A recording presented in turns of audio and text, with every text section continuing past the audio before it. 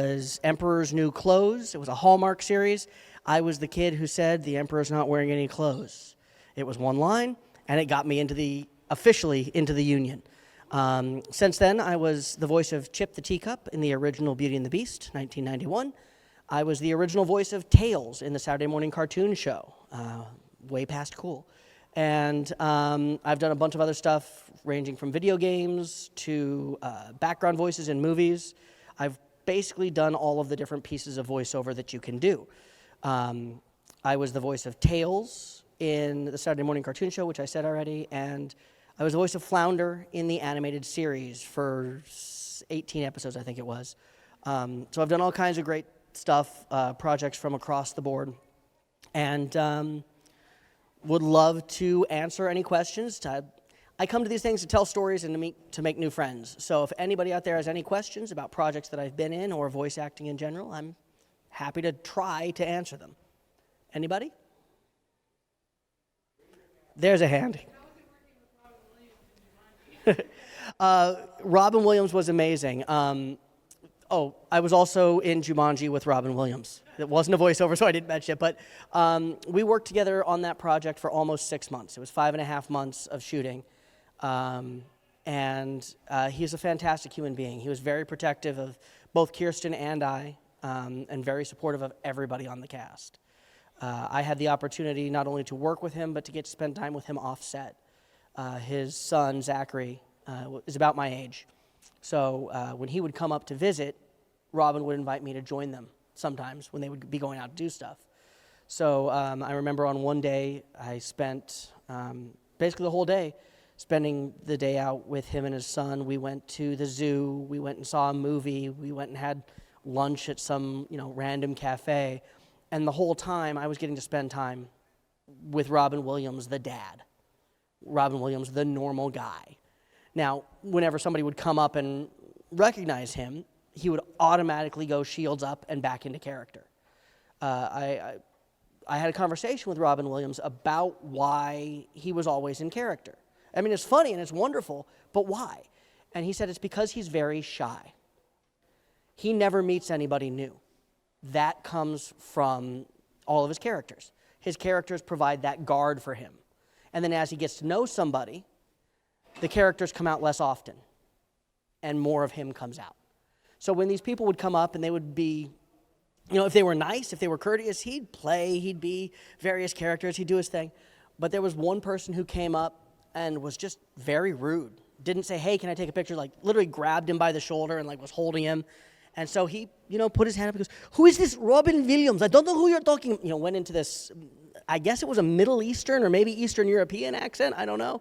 But just acted like he had no idea what this person was talking about and just kind of tried to blow him off. And I think the guy ended up getting his picture, but he would have had a much better experience had he been courteous, So getting to watch him deal with these people was really kind of a lesson for me in how to deal with people. And I mean, I do it now here, and I think conventions would have been something he would have loved doing if he had the opportunity, because he loved meeting people and entertaining people. And I think he would have really enjoyed doing these. Yeah, probably. No problem. Absolutely my pleasure. Any other questions? There's a hand way in the back. Go ahead. Okay, I got started in acting. I'm going to sit down because this is going to be, I'll be here for a minute. When I was 6 years old, my grandmother owned a restaurant in Arizona called Lakeshore Inn. And it was right next to a chain of lakes there that was really popular for filming. And because I was a 6-year-old boy and my mom and my grandma both worked at this restaurant, I would help out a lot because you got to keep 6-year-old boys busy, otherwise they get into trouble. So I would, take bread to the tables, and I would do roll-ups, make silverware rolls or whatever, just to keep busy. And I took some rolls to a table that was full of executives from Fox that were there on a location scout. And they called my mom over, and they said, he's really well-spoken for his age. He's precocious. I think he'd do well in the entertainment industry. Have you ever thought about, acting? I had told my mom about a week before that I really wanted to be on TV. I wanted to be on the TV show. You can't do that on television which if anybody remembers, that's where Slime on Nickelodeon came from. I'm guessing probably 2/3 of the people out there get it, and everybody else is going, you can't do that on television. And it's because you're too young, and that's okay.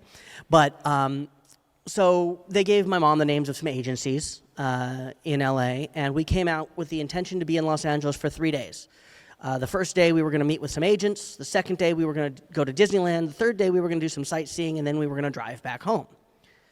We met with a couple of agents, and one of them said, if you stay out here, you're going to work. If you don't, I'll pay for the first 2 months of your expenses. If you do, you sign a contract, 15%. Okay, let's do it. My mom was in a position where she was able to make that decision to support for 2 months staying out in Los Angeles. So we didn't go to Disneyland. We went and we found an apartment that was furnished. And then we bought some clothes because we couldn't get them out here in time. And I stayed. And 3 weeks later, I got a Aunt Jemima syrup commercial. 2 weeks after that, I got a Pepsi commercial, then a McDonald's commercial, and then the voice of the kid number 3, I think it was, in Emperor's New Clothes. And that was sort of how it started. And it started out with commercials, then voiceover, then some TV stuff. I've done 36 different TV shows. I was a regular on one. I was recurring on a few. And then I was just general, guest spots or single show appearances for a lot of them. Jumanji was my first big movie, but it was not the first movie I did. The first movie I did was called Cartel. Went straight to video. And it was about a drug cartel, and I was the kid of one of the women who was involved in, I don't even remember the storyline, to be honest with you. But my first goldfish that I ever owned came out of the tank that they used when we filmed that. There was a whole scene where I was talking, looking at these fish, and then a car comes crashing through the wall, right? Obviously, I wasn't in the room for that, but they took all the fish out first. And I said, can I have it? And they said, sure. So, took the goldfish home, put it in a little barrel aquarium, and then it got a bigger aquarium, and it ended up being like an 8-inch long goldfish by the time we were done with everything. He lived a long time, and his name was Cartel. So that's how I got started. I hope that answered that question. Anything else? Anybody else?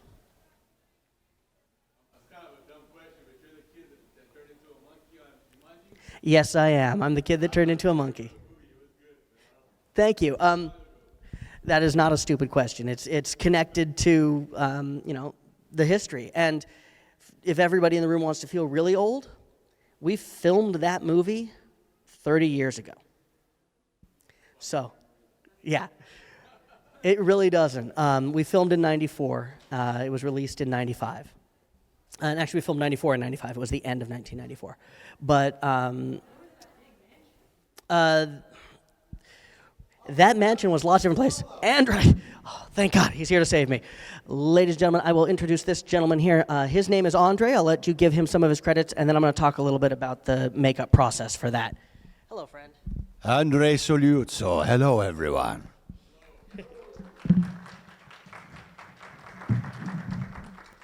All right, so I'm going to give it back to him to tell his credits and whatnot in just a second. But for Jumanji, that makeup took 3.5 hours to put on and an hour to take off at the end of the day. And I was 12 years old. So getting a 12-year-old boy to sit still for that long was an experience. But we watched movies in the mirror. They helped keep me calm. And there was one day where Robin Williams came in and hung out to keep me company while they were doing the makeup because he had just finished Mrs. Doubtfire, and he knew that that experience might be rough for a 12-year-old, so he made it a lot more fun. Makeup took longer to put on that day, but nobody cared. Andre. Here you go, my friend. Hello, hello. So what's our forum here today? What do we... I started out by telling them my credits and how I got a little bit of my background, and then, then questions. I'm Andre Sogliuzzo. You probably know me as King Boomy. I'm also Sideswipe in Transformers. Damn, I'm good. I'm Tony Montana, the Scarface video game man. If any of you play that, okay. In Star Wars, in the original Clone Wars series, I'm all the battle droids, Clone Trooper, ARC Trooper, Captain Typho, Fordo, a bunch of those. I did Puss in Boots for many, many years, and still occasionally I do him.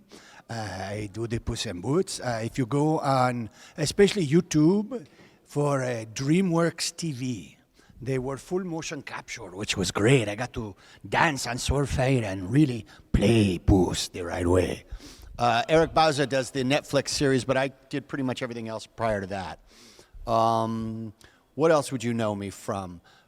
Anyone ever see Polar Express? I'm both train engineers in Polar Express. It'll be hours before they clear this track. Smokey and Steamer are their names. I always miss the big ones. I'm trying to remember what I'm forgetting. But anyway, that's just some of the biggies that I do, and I've done tons and tons of other stuff. And there's no microphone on those folks out there, is there? There is not. Unfortunately. Small enough room that we can hear 'em. Yeah, well, I don't hear well in loud rooms like in equi rooms because I actually wear hearing aids. So you're going to have to really shout your questions for me, or he'll translate. I'll translate. He'll translate for me. Any questions for Andre out of the audience? We got one.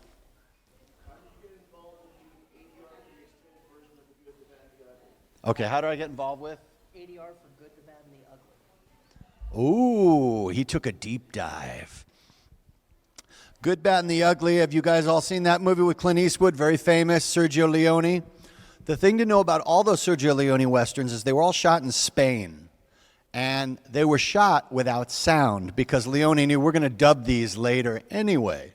So what they did was they shot them in Spain, so you had your American actors, and they did all their parts, and they spoke English to each other. But all those extras in those movies are Spanish people. So they shot them without sound, and then later, all the actors went and dubbed over themselves. They just added their own voice to picture. And that's why those movies are kind of like, yes, I see that you have the gun there. You know, like they all have this kind of sort of old, stiff, dubbed kind of quality to them, even though it's, but in those days, and even still now, it's changing because of especially streaming. A movie in a theater had to be 2 hours or less, so you could have as many showings a day as you could. And as we know, Sergio Leone movies are like these epic, long, sprawling westerns. So Hollywood, always trying to make a buck, doesn't really care about art. So they just chopped that movie into an even 2 hours. So there were all these scenes that were kind of deleted out that the Americans didn't bother to dub because, well, no one's ever going to see this in English, or so we thought. And then when they reassembled the great maestro's director's cut, because now it's a famous classic movie, they found all those deleted scenes, but they didn't have any audio for them. So whoever was alive came back. Eli Wallach is in that movie playing a very, very bad Mexican accent, almost like a cartoon. There's Lee Van Cleef, there's Clint Eastwood, there's all these American actors of the period. So whoever's alive sort of came in. They brought in Eli Wallach, and he made absolutely no attempt to match the bad Mexican accent he did originally. He just sounded like Eli Wallach from the Bronx, and it was like, okay. Clint Eastwood did come in, and he did cooperate with the restoration of the film, which they publicized. The other thing, they didn't have the shooting script anymore, right? So those deleted scenes, they didn't actually really know what they were saying. So Clint Eastwood came in, and he was like, well, I think he's asking him about, like he had a memory of what the scenes were about. But unfortunately, Clint Eastwood, as we know in those spaghetti westerns, talks like that all the time. He just kind of whispers and talks to you real soft all the time. But now, Clint Eastwood being, well, now he's close to 90, but when they did the restoration, let's say he was 80-ish, Clint Eastwood's been whispering all those years. He kind of sounds like that when he talks. So, one, they didn't really have the script, so the things he was saying didn't really match the picture very well at all. And two, he just didn't sound like himself at 36. So they brought me in to sort of clean up Eastwood's work on the film. But when I started, it was, I was like, this is one of the great movies. Like, we can't just throw any old words to picture. So I said, look, I don't care if this day runs long. Let's just get this right. So we suddenly were playing the movie on a big wall, and we had the context of what the scene based on what Clint had said, and then we were lip reading. So, I reckon we could go. Like we slowly figured out in some of the scenes what he was saying. And so, yeah, we very painstakingly, I looped it and dubbed it right, and it was great. So I think it's probably if you were to rent it now, it'll say director's cut would be the one that I'm in. But at that time, it was a DVD release of everything. But then I dubbed over Eli Wallach because there's a scene where he's being tortured for like 10 minutes. His thumbs are being gouged out, and they weren't going to ask a 90-year-old man to come in and scream for 10 minutes, so I did that. There's another great scene where Clint is like being tortured by Eli Wallach's character, and he's crawling through the desert sand, begging for water, and he's like, and Eli Wallach's like drinking water in front of him, going, and I was I just chased it, and I was doing both of them. So I looped a lot of the scenes without dialogue, and then I looped all of Clint's work that was left out. So, yeah, that was a tremendous honor. The way I put it is sort of like those people that got to restore the Sistine Chapel. It's like, this little thing, this little piece of blue sky next to that cloud, that's me, I did that, So, yeah, that was a tremendous honor, and one of my great joys to have been able to do that one. So that is a very long answer to your question, but I do a lot of voice match stuff. People don't realize that oftentimes, that's an extreme case, but sometimes people pass away and work isn't finished, or sometimes they're on another movie and a movie star isn't available to finish what's called post-production. Maybe while we're talking on the street, a car horn goes bah, and ruins the take, and they need to just fix that little piece of a line. So sometimes it'll be Russell Crowe, me as Russell Crowe, and then Russell, like in the same sentence, So I do a lot of voice matching for different celebrities and that kind of thing. So that's one weird little niche. As he said, it's called ADR, which is the Hollywood term for I don't know where that comes from. It's probably a German. Do you know the answer? What is ADR? Automated dialogue replacement, ADR. And what a lot of people don't realize is how much of that there is.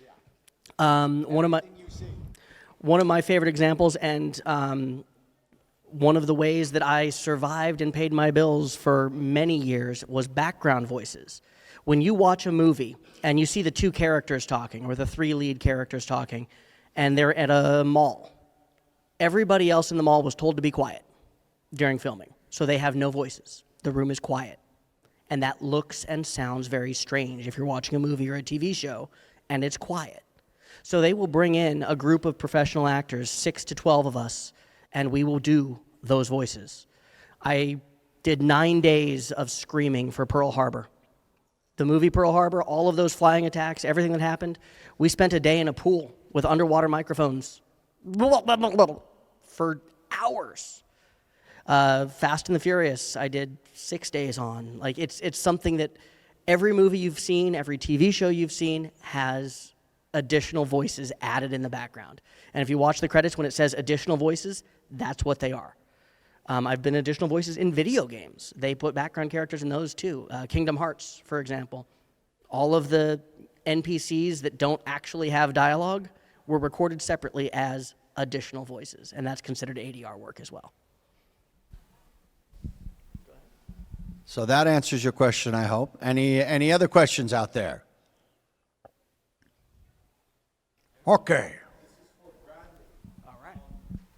So I know that nowadays, and especially since a lot of voice acting work, a lot of the actors are now doing it in their own studios at home.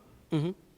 Back a few years ago, when they would do it in the studio, if there was a scene that would require multiple characters in a scene, typically they would just record the one actor's voices, finish them off, and then the other actor would come in, as opposed to like an ensemble where they're in the booth at the same time. Where I'm going with this is, go back a few more years to Beauty and the Beast. So when you were Chip, how much of that was done absent of Andrew Lansbury, and how much of that was done as an ensemble, and whether it was all done absent of both of you in the room? How did you feel when you saw it all come together up on the screen? Gotcha. The question, it was basically for Beauty and the Beast, did we record separately or together, and what was that experience like to see it come together? Beauty and the Beast, almost everything was recorded individually. The only things they recorded together were a few of the Beast and Belle's scenes and any of the music, any of the singing, when Chip didn't sing. So all recorded separately. And what was amazing about seeing it come together was you really understood the talent of the voice directors and of the technicians who are able to give me the impression of Angela's performance, which may or may not have been available for playback. And then I'm able to play off of that, and then they're able to take my performance and direct Angela with it. And being able to put two people's energies vocally together and make it sound like they're in the same scene, that was an amazing skill. Not long after that, I did Sonic the Hedgehog, which was done entirely ensemble. They still do both. It really depends on the project. Ensemble for Sonic the Hedgehog was everybody except for except for Sonic. Jaleel White was on the East Coast. He recorded in New York. The rest of us recorded in LA. So it was primarily ensemble, except for the principal character. So it was an interesting way to see that put together. It's always easier to do it in a group, but you get to be more specific. You get a more exact performance individually, because you can go over it and over it and over it and over it until you get the exact reading that you're looking for. Both have their advantages.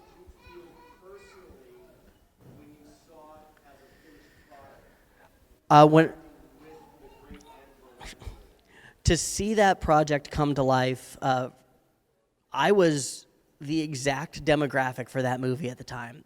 It was a phenomenal thing to be a part of, and I did not understand at the time just how amazing it was. As I got to experience more of the world around it, premieres and press and things like that, which I had never experienced before, it really became this incredible experience full of wonderful memories that I still look back on. That's part of the reason I get to be here, but actually seeing it on screen, it's amazing to see any of that come together, and it really does show you how many talented people are involved. You know, like I understood that for the first time, because every character had, in addition to the voice actor, there's usually a principal animator, two assistant animators, there was the voice director. There's 10, 12 people involved in every single character. And watching it all come together it's I don't know how to describe it, but it is an absolutely wonderful feeling. To also answer your question, most of the time, like 95% of the time with video games, I'm working alone. Because there's a reason. In a video game, they have what are called cutscenes, which is just like a movie or an animated thing where actors are playing, and that would be wonderful if we were all in the room playing with each other. But on the day, the way it works is they have you for 4 hours, and sometimes they have you for multiple. They have, in the contract, they have you for 3 voices, right? They can get, so I might be a lead voice and then 2 supporting characters. There's so many lines in a video game. Like a cutscene is one thing. That's a real normal scene like anything. But then there's all the in-game play, all these, you know, there's thousands of lines. So it's just more cost efficient for them, and time-wise, you couldn't have all these actors in a room all the time doing that. For example, one of the biggest games parts that I had is I'm Tony Montana in the Scarface video game. I had well over 5,000 lines, and if you look at the cast, it's like, oh my God, you got to work with all these famous No, I was alone. They all got to work with me. So they recorded me as Tony because it's what's called an open world game. Everywhere you go in the game, whoever Tony talks to, he's got something to say. So if you decide to turn right down this alleyway, there might be, you know, a pizza delivery guy over there. Hey, I can have a slice of pizza? Okay. you know, so wherever you go, or there's a cute girl at a cafe table because I walked over here. Hey, baby, do you want some ice cream? You know, so whoever I walk up to, they created a response for him to say. But so you learn very quickly the art of delivering a line as if you're in an argument. I can play a whole scene, you know, by myself, and the inflection of my voice is going to match what the response would be, you know.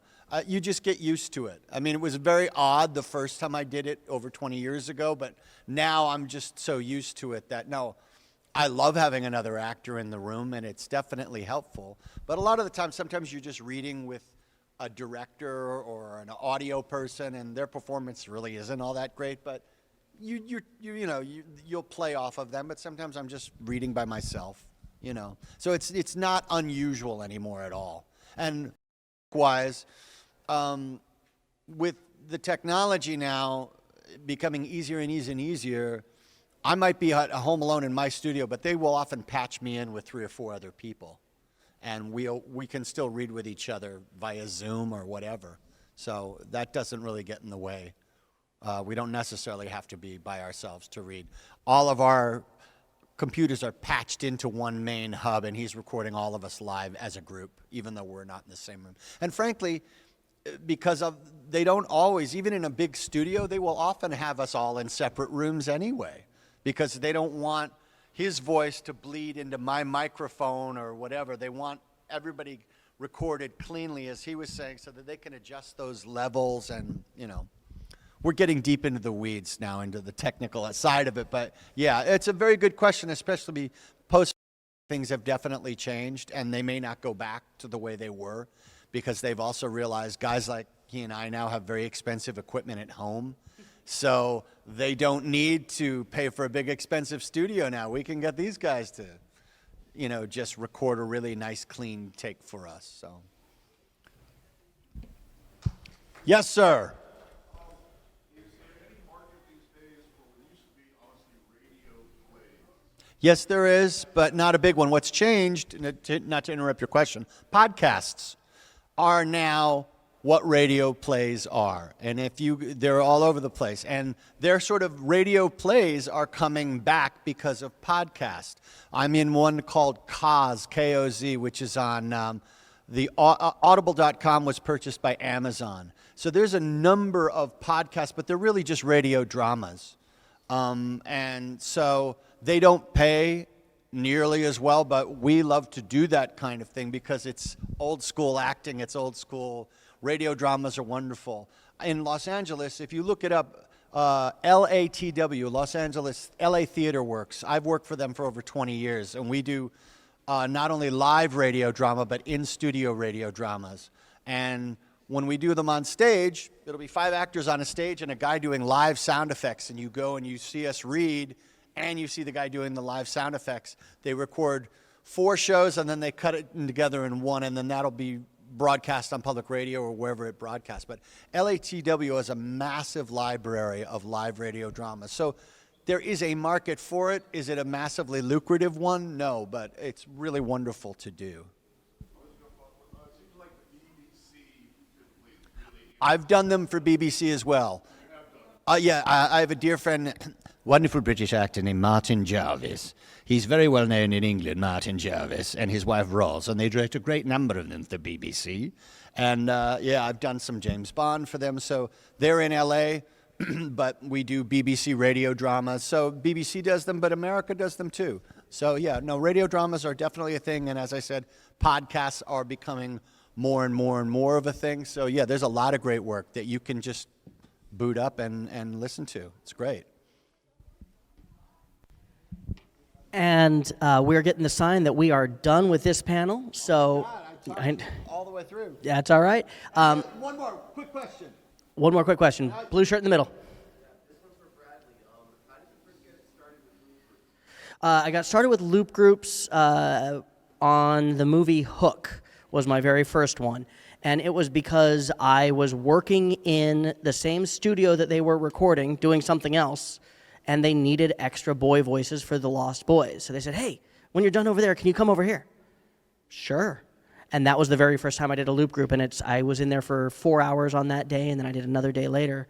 But it's a very tough group to get into, or a gig to get into, I guess, because the circles are all very small. There's a few different voice directors that run these loop groups, and if you're in with one of them, you're in with one of them, and you get to work a lot. And if you're not, it's real tough to get in with one of them because nobody wants to let go of their spot. Very, very competitive world, and it's a very specific niche, the loop group thing. As he said, they don't necessarily go through agents. It's all a business thing about how they pay or whatever. It's a kind of word of mouth. But as he said, once you're in with a certain loop group, because it's like every single show you see on TV has a loop group that does all those, two people in a cafe, there's a cop on the street, I need that voice, that kind of thing. So I know we're about to run into the next panel, but if you guys have any questions that weren't answered, we're going to be in there. Feel free to come by the table. We're happy to talk with you and answer anything we didn't get to here. And I'm sorry I was 10 minutes late. I was having a little lunch. Thanks so much.